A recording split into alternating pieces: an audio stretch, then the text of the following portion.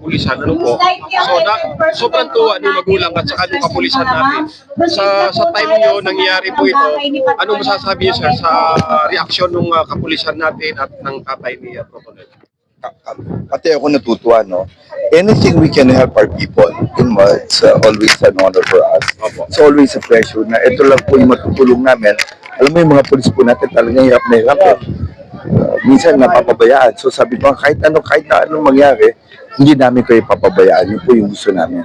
Ba't naisip niyo ito, General, during your time, ang pulis naman tulungan, hindi lang yung mga kabayan natin? Alam mo, sample po, no? Sa bangko po. Sa bangko. Alam mo, bangko, ang ini-invest mo pera mo kasi may tiwala ka sa bangko. Ganun rin po yung mga tao nag-i-invest sa ating gobyerno, sa PNP.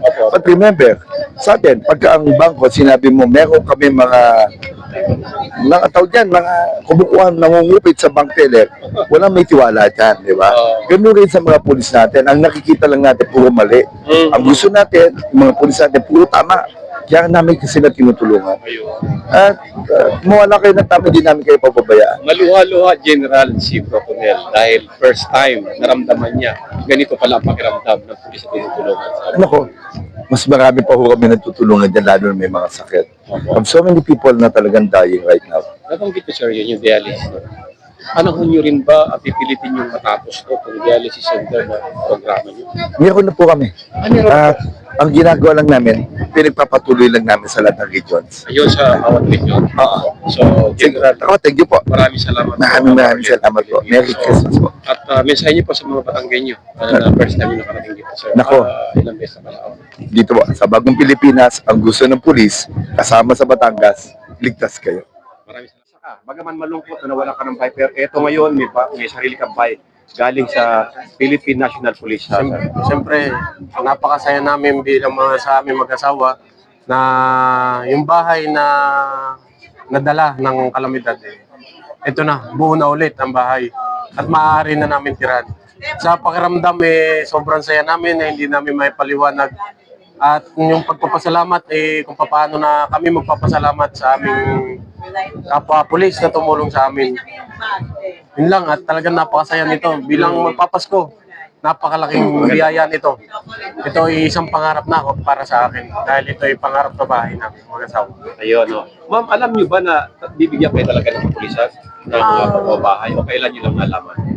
Ano po, nung after po nung bagyo ay hindi po namin expected na magkakaroon po ng ganitong proyekto ang si CPNP at ang katulong po ang aming regional director. Nito lang po na nag-umpisa po yung construction, yun lang po na nag-sink in sa akin na talaga pong magkakabahay at para po talaga sa amin. Kasi never pa nga po nagkaroon ng ganitong proyekto ang kapulisan na sa pagpapatayo po ng bahay po. Ma'am, na kanina si Sir talagang medyo emotion din siya ng konti kasi siyempre ganito pala ang pakiramdam sabi ni Sir Protonel kanina na magkaroon sa sariling bahay. Ano ang mensahe nyo sa inyong mga kapwa pulis na minsan dumaraan din nga sa problema minsan na hindi alam ng ating mga kababayan? Mensahe nyo po sa kapwa pulis na nangangailangan din na baka palang araw magbabayan sila. Unahin ko po si Sir. Mensahe ko lang doon sa ating mga kapulisan na nagkakaroon ng mga problema.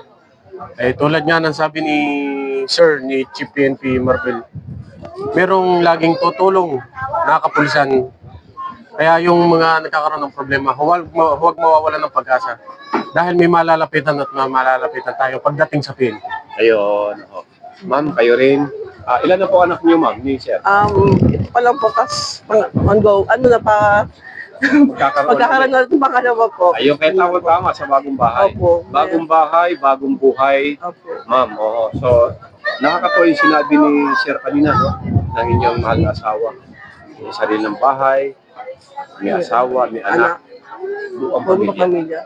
Ano masasabi sa mensahe yun ng iyong asawa? Sa mensahe na po ng aking asawa na yun nga po, mula po nung ikinasal nga kami, talagang po gusto po namin magkaroon ng sariling bahay. Yun nga po, nauna yung kasal, tapos sumunod po ito na nga po yung binigay ng ng kapulisan, ng PNP, na bahay na talagang pangarap po namin na bilang mag-asawa. Ayan, so ito na. Ito na po yun.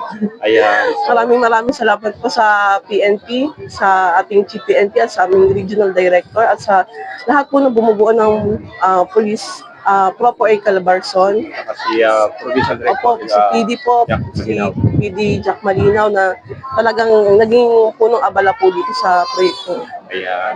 Ma'am, congratulations. Ay, thank you po, sir. Mabuhay kayo, sir. Maraming salamat. Congratulations. Mabuhay ang kapulisan. At sabi nga ng kapulisan, sa bagong Pilipinas, Ang gusto ng Gusto ng pulis. pulis, ligtas ka. Ligtas ka.